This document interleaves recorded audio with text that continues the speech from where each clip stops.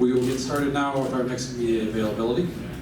Pleased to be joined by the driver of the number 10 NTT Data Chip Ganassi Racing Honda, Felix Rosenqvist, and one of his mentors, three-time Indianapolis 500 champion Dario Franchitti. Welcome, gentlemen. Thank you. Thank you. So what are you guys doing to fill your day today? One of us was in the engineering truck talking to engineers, and the other one just got here. Guess which is which? I'll leave that up to you guys. I had to wake up just to come here. You probably needed a good night's sleep after yesterday. Talk us through your day yesterday. Yeah, it was an interesting one. Maybe not the one we all expected once we came here to Indy on Monday. I think from my point of view, it was, I sort of just focused on driving. I tried to push everything else away and just let my team worry about the rest. But I could tell that everyone was a little bit stressed out, but just tried to sit there in my little bubble and do the job.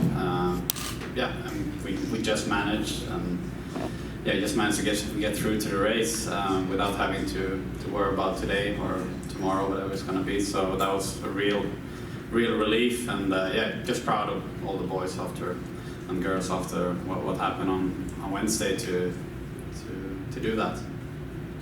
Have you ever faced something as stressful as the past few days? Nope. Do you want to do it again? Nope. From your perspective, Dario, what kind of things have you tried to do to help him get through these past few days? I think just to say, to follow up on what Felix said, the funny thing is it's as difficult, if not more difficult, for the people at this end of so the row 6, 7, the people that are on the edge of getting knocked out, as it is for the people going for pole. They work probably a little harder in the car, and the teams certainly take more risks with the setup, so the driver then has to take more risks with the setup, so it wasn't an easy thing. Any of the drivers did yesterday, but I was really proud of the job that Felix did. The team are so professional that the car was ready to go again. But the job Felix did of coming back from a crash, I read somewhere this morning, he was the only one who crashed earlier in the week or yesterday to actually get locked into the field yesterday. And I think it says something about his determination to get back on and do the job. And from my side yesterday, I was really trying to keep him calm, trying to just do it step by step, make the right choices. Whether it was a setup, helping Julian sort of what I would want to do in his position right now, because Felix has never experienced it before.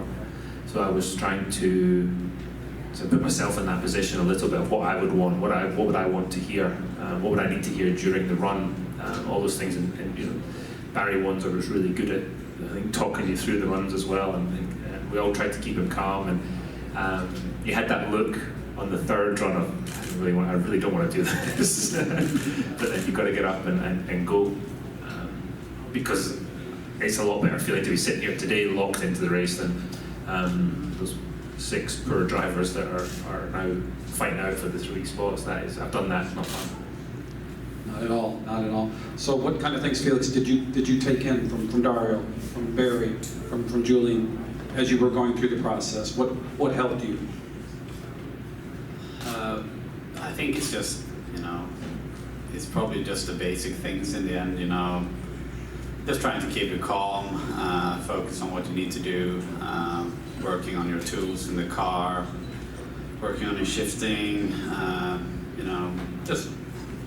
it sounds simple when you talk about it, but it's in the heat of the moment, it's all a big rush, and people are stressed, and everyone has had their own thing to work on, and it's just a coordination thing to get everything together, and I guess to keep me calm, because there's no reason for me to get stressed as well, I guess, and I think they did a really good job with that. I felt, probably as calm as I've been still, after that crash I had. Actually, the last run I did yesterday, I felt really comfortable in the car, and I felt I was on top of the driving again, and that was a good feeling.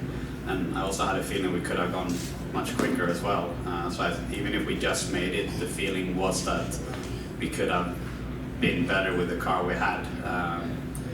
So yeah, it's still a lot of positive things to take out of it, and you know that position doesn't say more than we made it. You know, I think we're not here to fight for 29. It's not nothing to brag about. Yeah, we're here to fight for good results, but you also need to take it in the right step. You know, you cannot just crash and then expect you're going to be on pole. It's a long upward climb after you do something like that, and yeah, and this is where we ended, and we couldn't have ended anywhere else because I think we did all the right steps from what we could do. I was looking at my phone there, not to, I wasn't ignoring you, but Chris Simmons, Scott Dixon's engineer, he said something this morning. Very few on Twitter, very few have any idea how intense Indy qualifying is.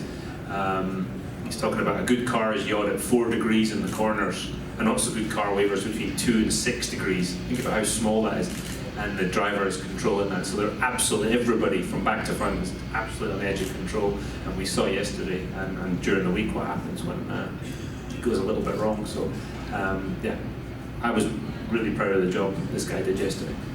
Very good. We're going to go ahead and open up for questions. Start back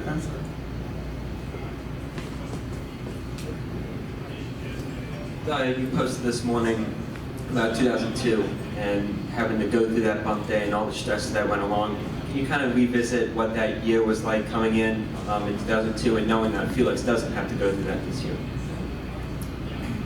Yeah, I still feel somewhat haunted, or I certainly did when I drove. Actually, since I retired too, coming here, and if the car isn't quick, you've got that feeling of I don't want to go through that. Luckily, the last couple of years there hasn't been so much bumping to put somebody in that position, but this year with the 36 cars, there's I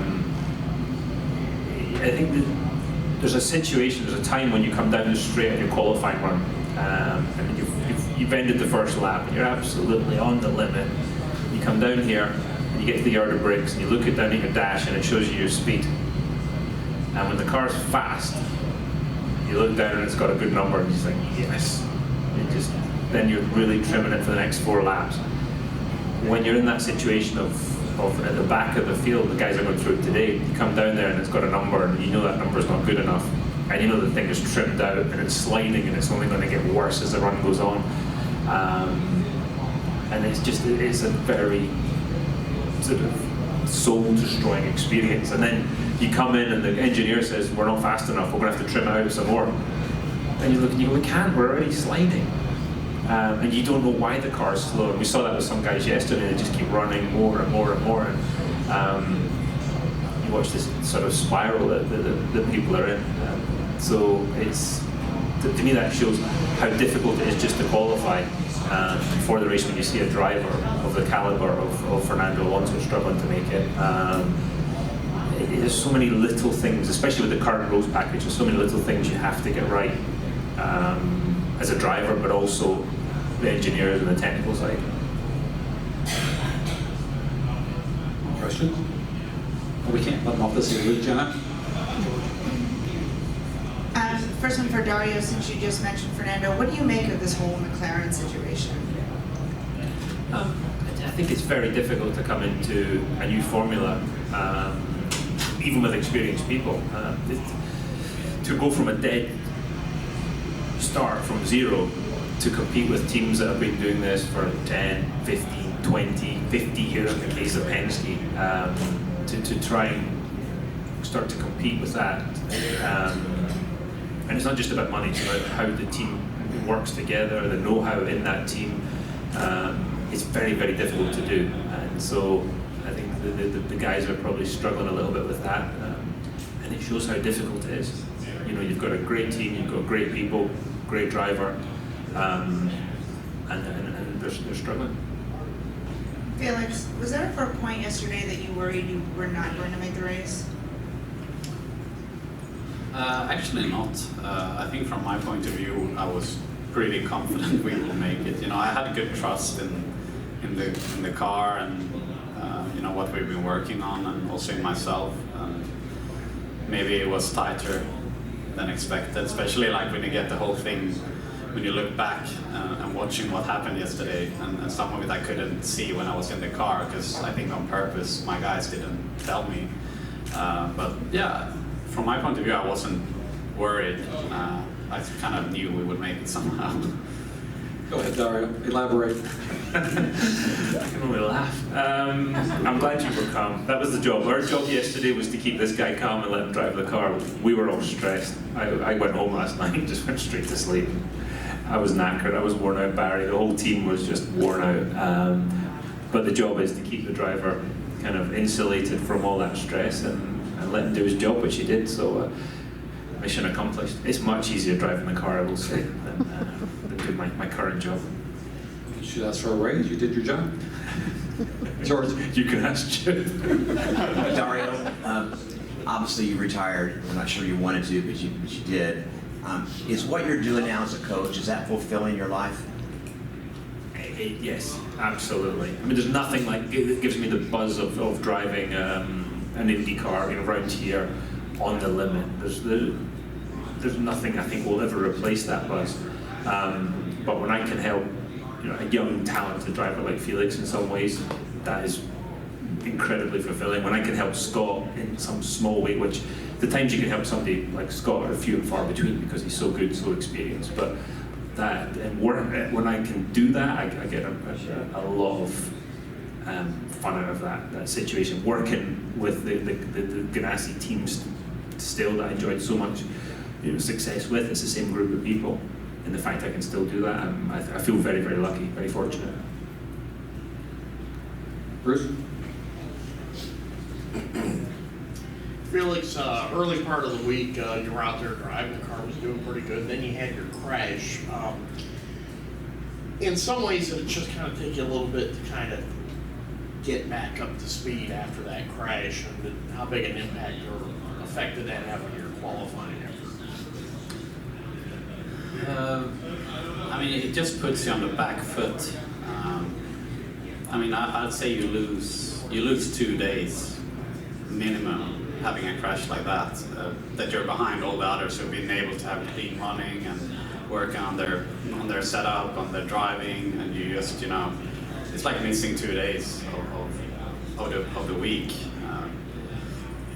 And also going to the spare car is never an optimal thing. I mean, I'm very convinced that the cars are very similar, but still, all the extra detail that goes into the first car, and then you have to basically start from a base setup again and doing all the. I mean, just to getting to the window of what setup you want to run around here takes some time because it's all in the details, and even if you put the same setup on 2 cars, it's not going to feel the same. So you have to do all those little adjustments again, which takes almost a day.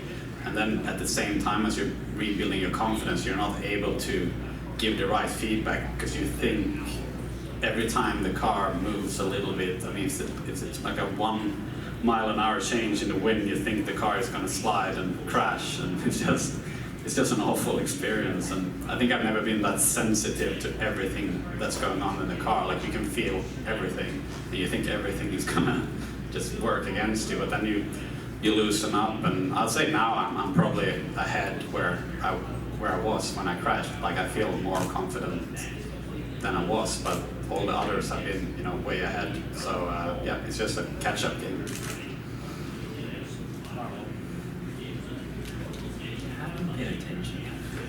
And for Dario, Dixie's usually starting within the first row or two.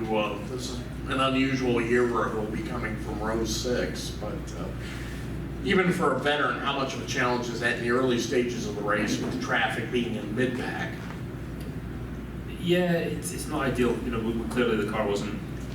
Neither car was fast enough yesterday for what we wanted. You can talk about conditions and stuff, but let's not make excuses. We weren't quick enough. I think we've got better race cars where the balance counts for a bit more maybe, and early laps. I don't know. We've won. I think I qualified 16th or something when last time I won. So Scott is well aware of what he has to do and how he has to do it. So it's definitely possible if we put a good car underneath him. a good race car with a good balance that he can pass people and stuff, he'll get up front in the fight. And I expect Felix, even watching what he's learned the last couple of days, he'll be moving up too. But the early races, it's nice to make some progress to get closer to the front, but you've got to be cautious too. We've seen, there's no point making a big move and ending up in the wall in turn 2 and lap 1. You've got to get to the finish, and you've got to figure out how to do that too. So I'm confident both the drivers, one with a lot of experience with Scott and one with no experience with Felix, can do the job. Did you have to calm him down at all yesterday? Dixon, I had to wake him up. Dix just does his job. He's just such a machine, and he's in such a rhythm that, his first run he came in, he went, how was it? He goes, I was a little loose, mate. And you watch the steering trace and you just think, it's like turning right more than he's turning left. And he's just so calm about it. So that's why he's won 5 championships. Any more questions? Chris Haig? Felix, you got a great teacher there, but sometimes experience is the best teacher. Is that something, going to the wall the first time, the pressure of qualifying, is that something you just have to do, and no matter what you hear, you have to experience yourself? Yeah, this whole build-up and the whole Indy thing, I can sort of compare it with previous things I've had in my career where people keep talking for weeks and months about how difficult something's going to be. You have to pay attention to that, you have to focus on that, but once you're there, it's like, you just have to do it yourself, and you're probably going to run into the same mistakes that everyone else has done. There's no way you can just, I don't think anyone who won here haven't done a mistake run here, and it goes for many other races, big races that are tricky. So it's just something I wish I didn't do, but it happened, and it's a question of time, I guess. So yeah, have it done now. Okay, with that, well, thank you, gentlemen. But we would be remiss if we didn't wish Mr. Franchitti a happy birthday. Thank you. Thank you, gentlemen.